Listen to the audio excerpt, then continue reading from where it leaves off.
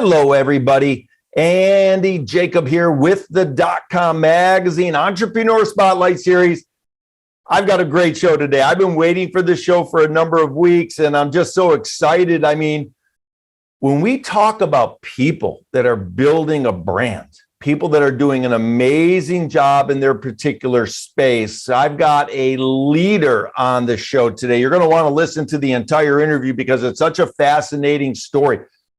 We're going to talk about the food space. We're going to talk about when you walk into Whole Foods, you see this brand. I mean, they're everywhere. I mean, they started, of course, with premium restaurants. Then they moved to, of course, national retail. The name of the company, I love the name. It's called Tender Belly. And you probably know about Tender Belly. And I've got the founder and chief revenue officer on the show today, Mr. Shannon Duffy. Shannon, welcome to the DotCom magazine Entrepreneur Spotlight Series. Thanks for having me. Excited to do this. It's super great to have you. I've been waiting for this show. You and your brother started Tender Belly. I mean, it's a great entrepreneurial story. Here you've built it out. You're in one of your war rooms right now. You've got the whiteboard behind you. You've got the Tender Belly cap on. You've got your sweatshirt on. I mean, you're a working guy. We talked about it earlier. I mean, you go to work and you bust it every day, even though your company's just exploding at the seams. Shannon, before we get started, let's pull the lens back to 30,000 feet. Tell us about Tender Belly. Tell us about the premium pork company, and then we're going to get into it. Yeah, so 2010, my brother and I decided to start a baking company. We were tired of doing jobs that we didn't really like. We wanted to work with each other and just produce literally the world's best bacon. We didn't really look at a costing model or a business model on how to do this. We're like, Erik had some amazing chef contacts. He was a chef, had been making badass bacon and sampling it to his buddies. And they said, hey, you should sell this. So we decided to start a business. May 28th, 2010 is when we went to the bank and started a company. Our first sale was a month later. And then about 3 months after that, we were in a pretty big regional distributor down in Arizona, and then slowly moved up to Denver. So started off with only selling to high-end restaurants because that's how my brother knew how to sell the product.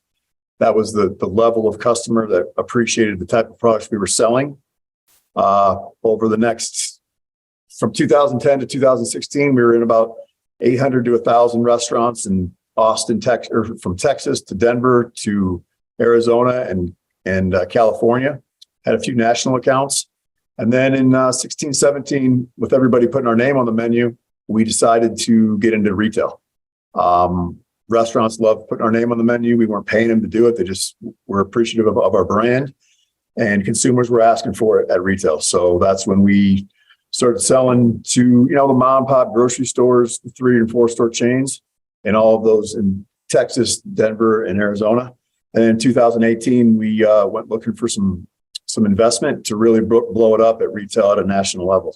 And that's what got us here today with heritage breed pork, antibiotic-free, crate-free, gestation crate-free, selling to the likes of Whole Foods, Costco, Sprouts, Kroger, Albertsons. We're in about 3,000 doors right now, mostly on the West Coast and growing east. I'm sorry. Yeah, I love it. I mean, the branding, Tender Belly, so awesome. You mentioned, badass bacon. I mean, that's such a great sort of, moniker. Let's talk about it a little bit because you and your brother, you guys had some odds and ends types of jobs. You weren't real happy with the jobs. And then one day you kind of woke up and your brother was putting together some great, bacon, and everybody said to you, hey guys, you guys should sell this stuff. I mean, it's incredible. What is it about working for yourself now versus having those, dead end jobs back in the day that you love being an entrepreneur? Yeah. I mean, I know you're just messing with me. They weren't dead end jobs. They just weren't, I come from an entrepreneurial family. We're pretty much unemployable when you get down to it. And, working for yourself, you got nobody else to blame. You got to get out there and you got to make things happen. And a lot of people say it's risky working for yourself. I say it's risky not to work for yourself because, I think everybody should start off and get experience working for somebody. because it's a good experience. You see what works and what doesn't work. But if you've got any inkling of wanting to start a company, go do it, because if you don't do it, you're going to regret it someday. Yeah. And you're going to make mistakes. You just got to try not to make the massive ones that shut you down. So you're never going to be perfect at this. A lot of people, when I talk to them about entrepreneur and being an entrepreneur and starting companies, they try to wait for everything to be perfect. And our motto is, if it's worth doing, it's worth doing shitty. Like, you can just go ahead and start doing it, because it's never going to be perfect. No matter how organized your company is, the level of people you have, it's never going to be perfect. But if somebody wants to buy something and you can sell it, go do it. Man, I love that. I can see you going on TED Talks, and that will be the name of your TED Talk. I mean, it just resonates. Yeah, if it's worth doing, go do it. If you mess up or you do it, like you said, shitty, then you just keep on moving forward and keep on lifting yourself up off your bootstraps and keep on moving forward. Yep.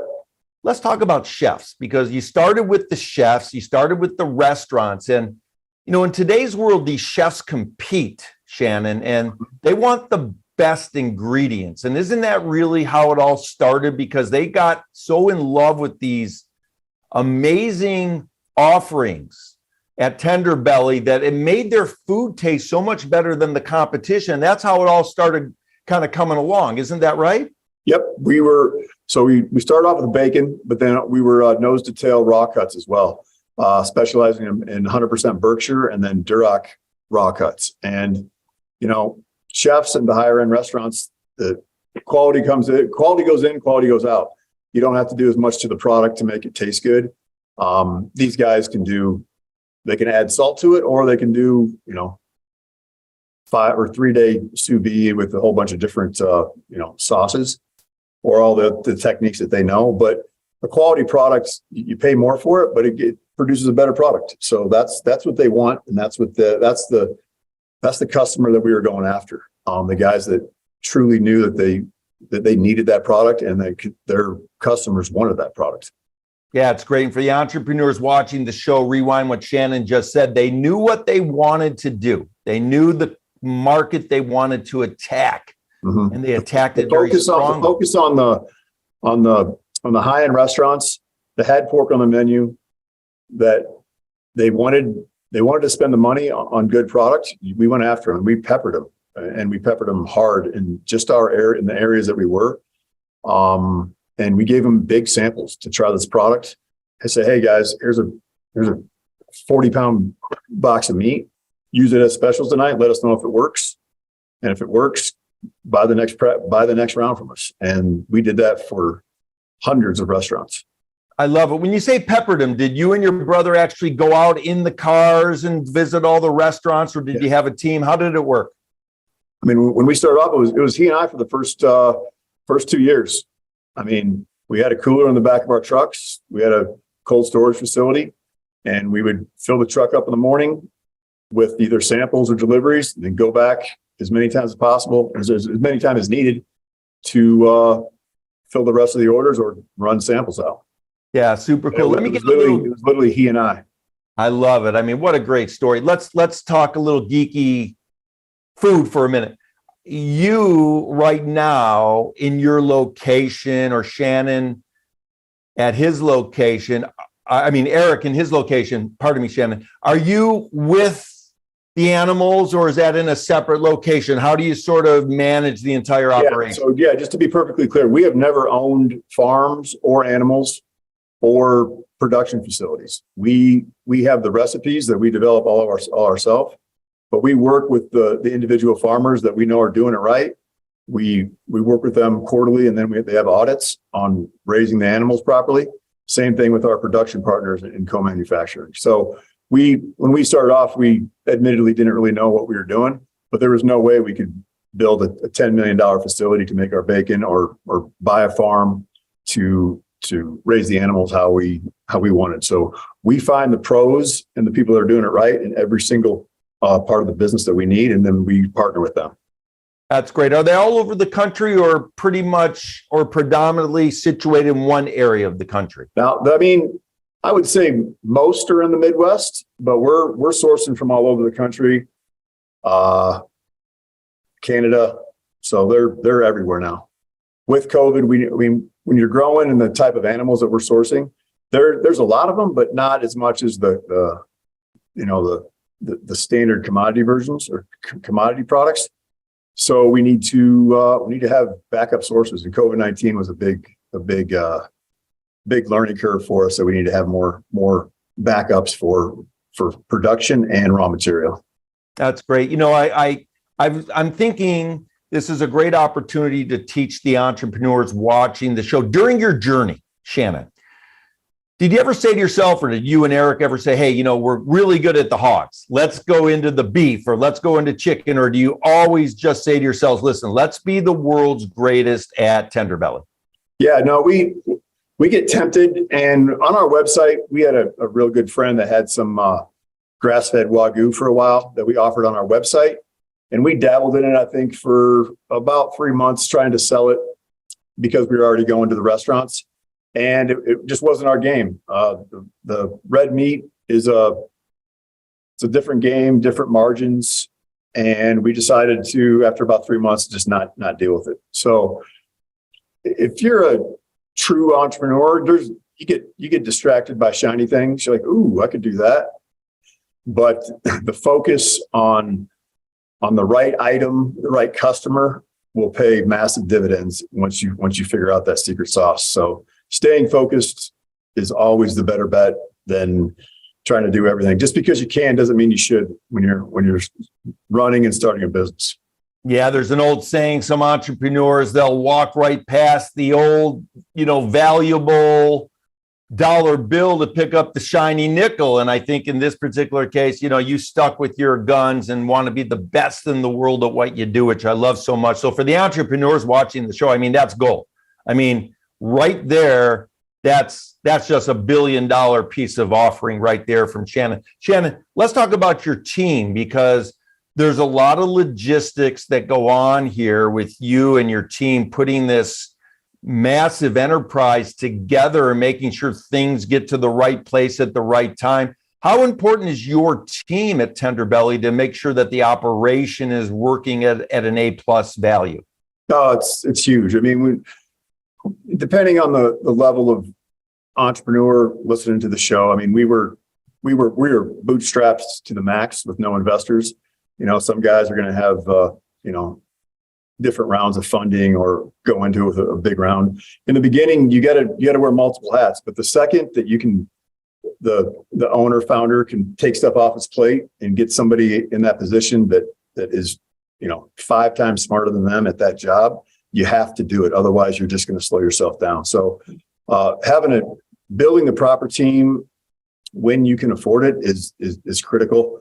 Admittedly, I waited probably 2 or 3 years too long to really start building the team out. But now we're rocking it. And that we would not have gotten through the last 2.5, 3 years without the team we have in place. So letting people do what they're good at and letting people do what they're hired to do is huge. There's more than one way to skin a cat. So the micromanaging a guy that you're paying a guy or gal that you're paying a bunch of money to do something the way you used to it is futile. Let them do what they're good at and paid to do.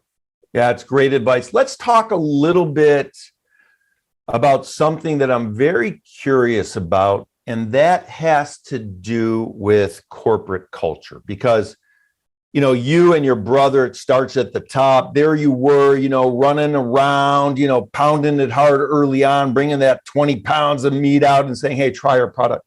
How important is it for your team to know that story? No, it's massive. It's how every time we hire somebody, the first thing they do is they sit down with Erik and I, and we give them at least a 2-hour spiel. We take them out to lunch. And we treat them, or we teach them, how the company came about, the progression of Tender Belly throughout the years, where we are now, and then where we want to go.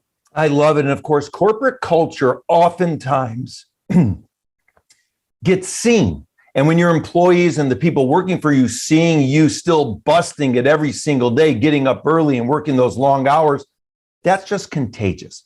Let's talk a little bit about the big box store for the aspiring entrepreneurs. Maybe they have a product, they dream about getting in the big box store. Yep. Tell us the story. How did you get in? I mean, it's very fascinating that you're in so many big boxes right now.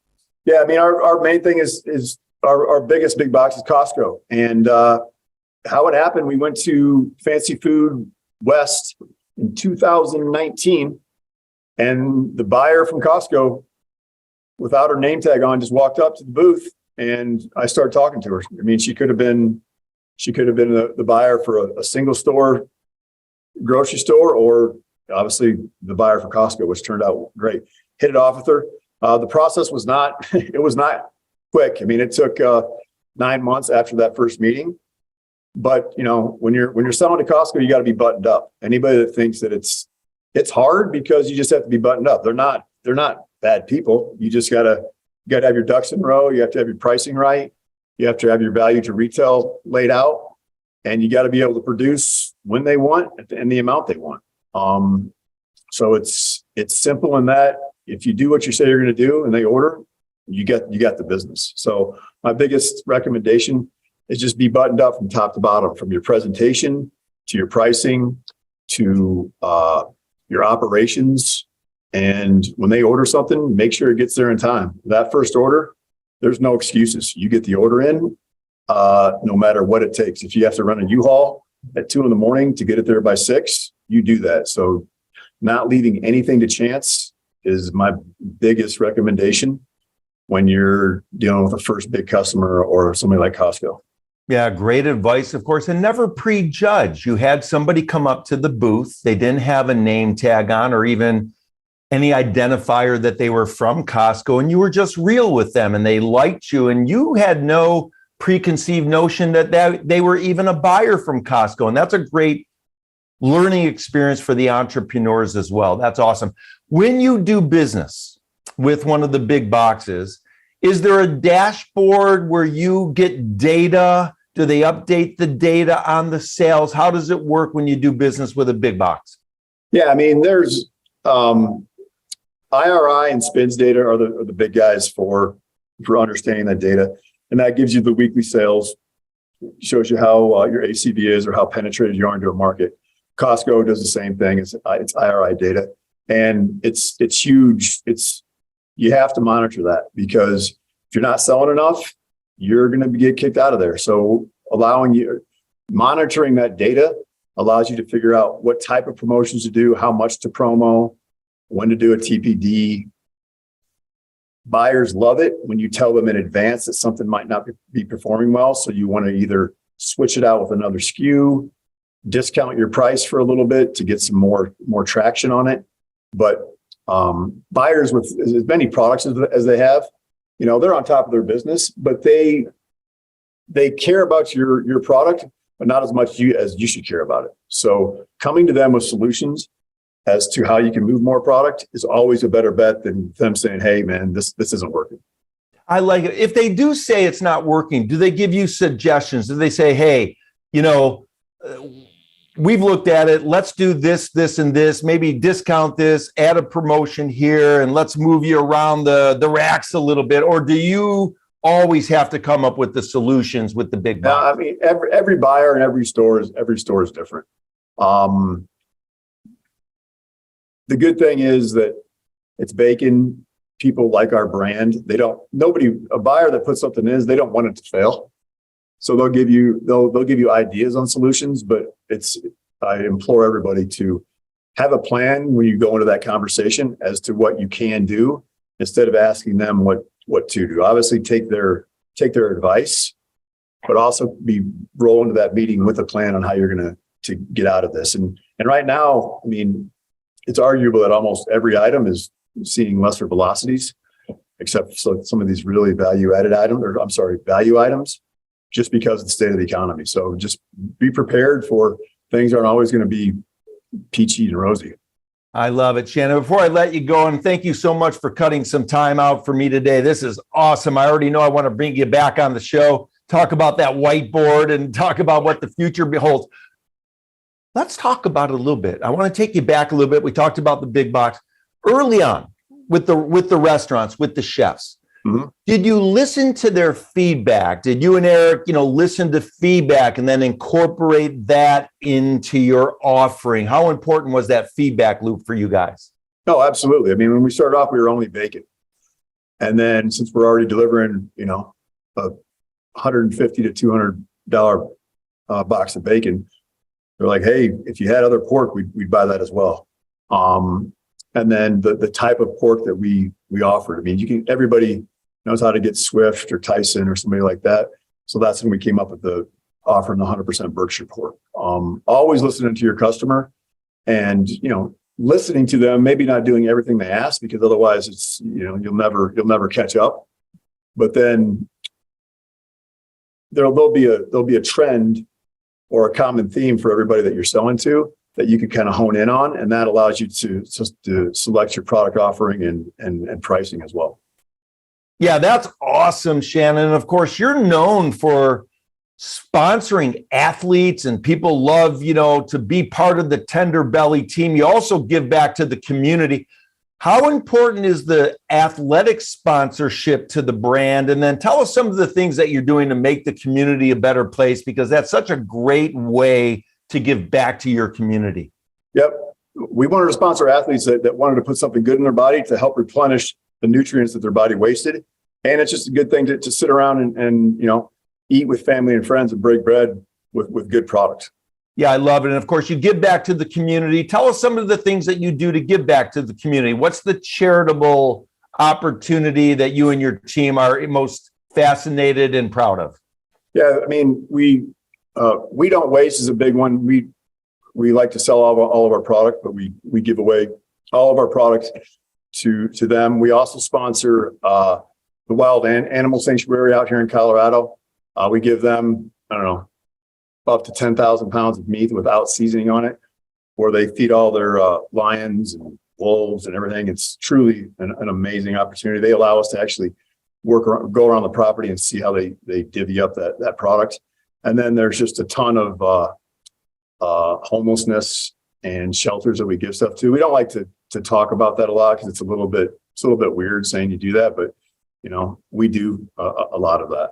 I love it. Before I let you go, in our pre-interview, we talked a little bit about your wife. We talked about your son, 8 or 9 years old. He's a tiger.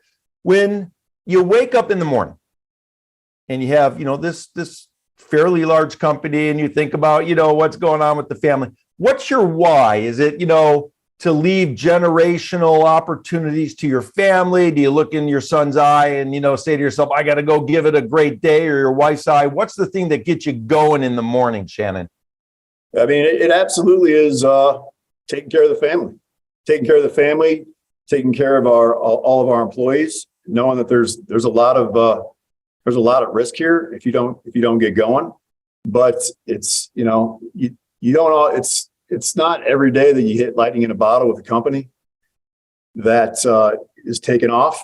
And that every day it could be gone just like that if you don't get up and go. So, obviously family first, but the Tender Belly family and the Tender Belly employees are our family. And I love it. And of course, I'm looking at your hat. And for the branding people out there, for the marketing people, for the advertising people, I'm saying to myself, I mean, even if you didn't sell the hogs, the high-end, Tender Belly product, I mean, that logo is so super cool. That's almost a brand in of itself. I mean, do people try and get those Tender Belly, hats and shirts? We've given away probably $300,000 in hats over the career. Good thing is for everybody starting a company, we gave away badass fitted New Era hats with our logo on it to all the sous chefs at restaurants we were at. Not throw away $2 hats, and it's there. You can still see them floating around out there. But the brand, do something bold and iconic, and not too trendy. Admittedly, I think we got lucky on the name and just the look of the logo, but the whole idea behind it was just simple in your face. And when you look at the brand and logo, basically what it's going to be and what we're selling. I love it, Shannon. You and Erik have done something tremendous, an old-fashioned food business that's been brought to date with such a high quality sort of profile. It's incredible. I wanted to thank you so much for coming on the show today. I'm going to bring you back, and man, oh man, I can't wait to go out and look for the tender belly on all the, restaurant menus. And of course, we see it in the big box stores all the time. So Shannon, thanks so much for coming on the .com Magazine Entrepreneur Spotlight Series today. Thank you. Thanks for having me.